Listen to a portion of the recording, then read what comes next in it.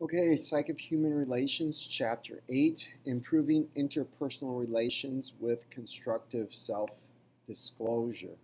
By the end of the chapter, these are the things that you should be able to do is explain how constructive self-disclosure contributes to improved interpersonal relationships and teamwork, understand the specific benefits you gain from self-disclosure, identify and explain the major elements of the Johari window model, be able to explain the barriers to self-disclosure in an organizational setting, and then apply your knowledge and practice constructive self-disclosure. So when you think about this, how can sharing what you think, want, and feel deepen your personal relationships? Now, one of the things that gets a little bit difficult about this particular chapter is there's a line between when it's appropriate, what's appropriate, and so it's one of those things that through our lives we kind of practice and get to kind of learn when, where, and how to be able to do this. And so being aware of that and knowing it can really kind of help you give you an edge later on, because those are some of those soft skills that employers are looking for. But you're also going to build these deeper relationships, and that networking a lot of times is what can help you land a job that you really want in a place that you really want. So when we look at self-disclosure, when we reveal things about ourselves and our work experiences, we get better connected to those around us. And the fact of the matter is, you can go to school with someone for years and years and years. You can work with someone for years and never really get to know each other. I mean, you know, like their birthday maybe, you know what their favorite sports team is, but that isn't really knowing them. I mean, that's knowing things about them. And so by having this self-disclosure, you can have a more open and supportive workplace environment where you build these trusting, meaningful relationships that make coming to work better, more enjoyable, and more productive. So when we look at what is self-disclosure, it is letting other people know some of the deepest things about us, what we're thinking, feeling, what we want or need. Revealing private personal information that can't be required or acquired really anywhere else. I mean, they can't always look at a driver's license and be able to figure this stuff out. There's always this degree of risk. It takes a little bit of courage to put ourselves out there. But in the end, what it does is it improves our communication. It can a lot of times help resolve conflicts that we're having. And like I said before, it builds these stronger relationships that you really kind of need to be able to work in an environment where you feel it's meaningful. So what it is not is self-description, which is this non-threatening information, and it's stuff that you can acquire some other way. And so these are some examples of that on the left there. So what are the benefits of self-disclosure? One is it makes our communication more specific, more accurate, and like it says there, it removes a lot of the guesswork out of, I mean, what did they mean by that? What was in that tone? And so that causes us to make a lot of guesses, and that may not be very accurate. The other thing it does is it does a good job of really reducing stress. Keeping our thoughts, our feelings, our wants, and our desires bottled up can take a tremendous amount of physical, psychological, and emotional energy, and that can really wear you down. The other thing is it helps us become more aware of our own maybe moods, emotions, values, motives, and their effect that they have on others. So it helps raise our emotional IQ. So when we look at self-disclosure, feedback, self-awareness cycle, you know, when we self-disclose, we share information, you know, that people can't get. We get feedback from those people, and then that helps make us more aware of others and our own feelings and thinkings and those types of things. And when we look at these benefits, these stronger relationships, what you may end up finding out is the person next to you has some very common either interests with you, or you may find that they have the same concerns about the workplace that you've been having. There's a lot of times where maybe you're sitting there thinking, man, something doesn't feel quite right here at work. There's something going on. And then when you self-disclose and you start talking to other people and they get that sense too, you realize that you're not alone, and that there's probably something going on, and that helps you begin to figure that stuff. When we look at authenticity, this is us being true to ourselves, that we are being real, I guess, is the best way to describe it. And when you're authentic, people are going to trust you far more. And you really need that authenticity for really close, deep relationships. You need to be able to lay yourself out there and make yourself vulnerable and open, so that way you can build these stronger relationships. So when we look at the Johari window, a model for self-understanding, they're going to be talking about this information that you know about yourself, and some that you are not aware of. There's sometimes things that people see in us that we don't necessarily see in ourselves. There's also likewise the information that you know about you, but they're not aware of. And when we look at this kind of model, it helps us begin to figure out what we're willing and unwilling to share with other people. So when you look at this Johari window, they're looking at these two different pieces of information, well, four different pieces, I guess. The information that's known to yourself, the information not known to self, information known to others, information not known to others. And so you have these four windows. The first window is the open. This is your public self. These are the things that you and others know about you, and you don't mind admitting or talking about these things. And building close relationships revolves around making this open area bigger. And that also helps our self-awareness. The blind area, these are what other people know about you that you aren't aware of yourself. What you want to do is you want to reduce and shrink this area. And most of these other areas you want to shrink. This requires you to learn about yourself from other people's perceptions. The hidden area, this is information that you know but others don't. A lot of times these are things that we're uncomfortable sharing with other people, and we want to keep it hidden. And so it's maybe some faults, strengths, thoughts, emotions that we have that we aren't fully confident in. And by opening yourself out and giving people a view into this hidden area, it is going to allow you to kind of build a better relationship. And these are things in this fourth area that we really can't ever completely be known. Maybe something that happened a long time ago in our childhood that we weren't aware of. These might be these unrecognized talents and motives that we have that exist, but we've never had the chance to experience them. They're there, but they're unknown to us. So when they were talking about the beginnings of a relationship and a closer relationship, a lot of times in the beginning, these areas here, the hidden and the unknown, are much bigger. And then as we get to know people and we open up, then this open area increases over time. So when we look at what is it that we really kind of need to be thinking about as we go into opening ourselves up a little bit more. You want to begin to make that effort to, again, put yourself out there a bit. Disclose some of your thoughts and feelings that maybe are pretty common to people that can help build this relationship. Increase the amount of feedback that you're getting from others. Start asking for multiple perspectives about some of the things about yourself. Don't be afraid of a little bit of criticism. Most times it is aimed at trying to help us become better. And then really value the feedback and try and be very non-judgmental and be open to it, and accept this to help you become more aware of the things around you. So when we look at self-awareness, what some companies have gone to is this idea of 360-degree feedback.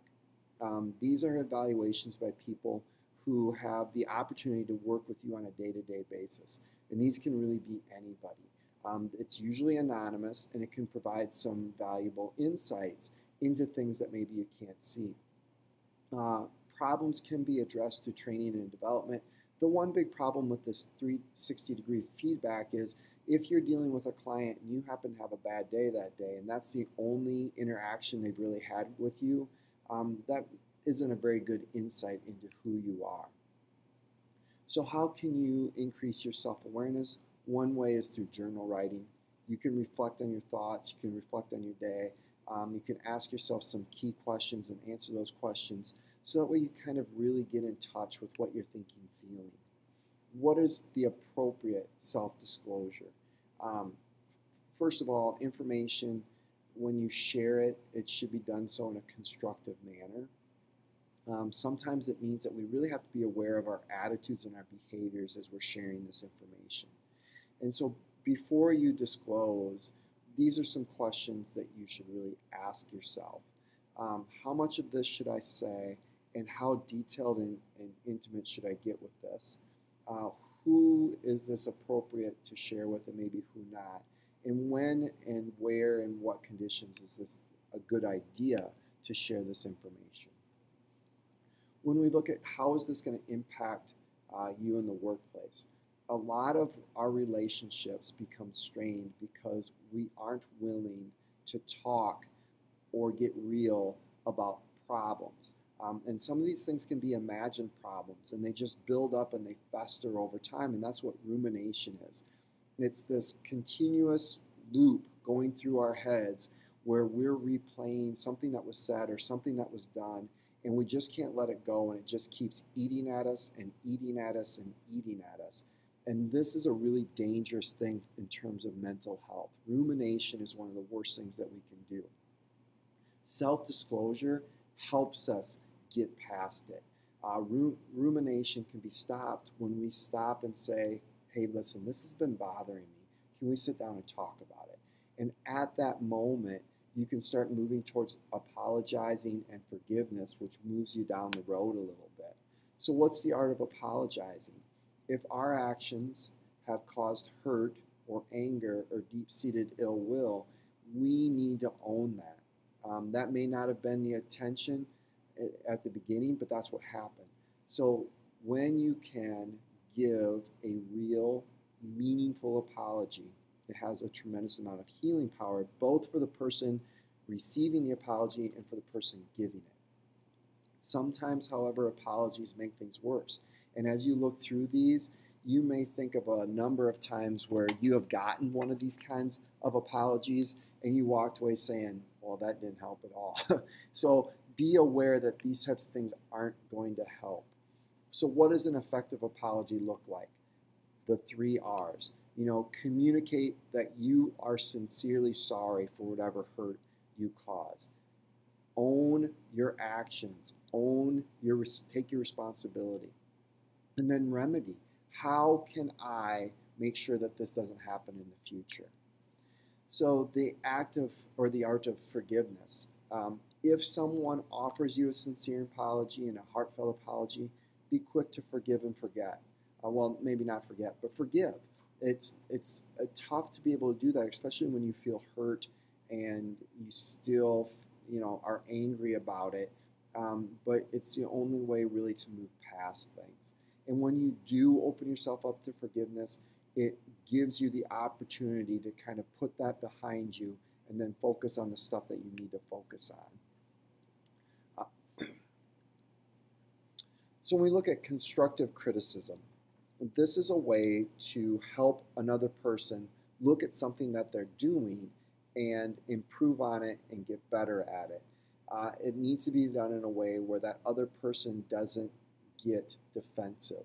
So how can we be better at constructive criticism? There's 2 specific things you really need to focus on. And here I used you statements instead of an I statement. But using I statements really it helps put the person in a less defensive posture.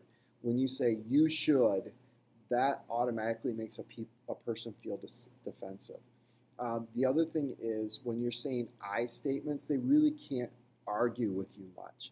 When you say something like, I am concerned that you have not completed your monthly inventory, The other person can't go to you and say, you can't be concerned. Well, I just said I was. So you are the person who's expressing your feelings. Make specific requests that are down the road changing the behavior. So what you're doing is you're providing a fix in the future rather than focusing on the past. And that helps make people feel less defensive. How can you respond to criticism that you receive at work? One thing is try not to take it personally. Express surprise or concern. Ask for more information, more details. So put yourself out there by asking these questions and saying, what can I do that's better? Or how can I fix this in the future? And so those are some ways that you can respond to it without escalating the situation. When these bad things at work happen, or bad things anywhere happen, how should you discuss those? One thing is as soon as possible, you want to be able to do it. You don't want to wait too long because, one, you may not be able to fully express how you felt at the time. The other thing is we tend to let things get muddy in our brains after a while, and so we start to distort things and we start to add things to the story that maybe aren't quite true. The other thing is the person who's involved is likely to forget all the things too. So the sooner you can kind of fix this and deal with this, the better. Now, with that being said, when you're angry and in the heat of the moment, it's not the best time either, because that clouds our ability to express what actually happened. So when you're going to the process of describing your feelings and emotions, this always, like we said earlier, involves some risk. You are trusting the other person not to make fun of you or embarrass you. The other thing is emotions sometimes at the workplace are viewed as maybe not being appropriate for work. The problem is being emotional is part of being human.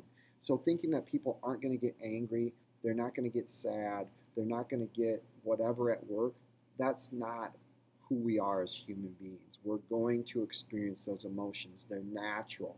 Now, what you do with those, that's where you can get yourself into some trouble.